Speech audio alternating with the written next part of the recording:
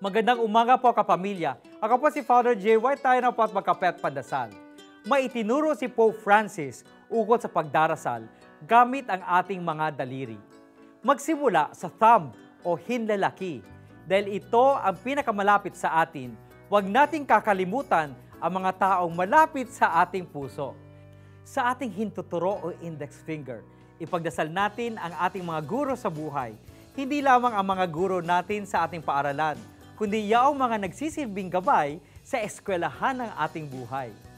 Para sa ating mga pinuno o mga nakakataas sa atin ang ating middle finger o hinlalato. Dahil ito ang pinakamatangkad sa lahat ng ating mga daliri. Dito dapat nating isipin ang mga pinuno ng simbahan, gobyerno, paaralan, pinagtatrabauhan at iba pa. Ang palasingsingan o ring finger ang pinakamahina sa lahat ng ating mga daliri.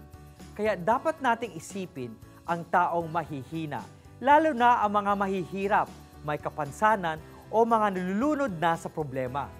Pinakahuli ang ating hinliliit o ang ating pinky. Pagkatapos ipagdasal ang lahat ng mga tao, sa hulihan na lamang ang pagdarasal sa ating sarili.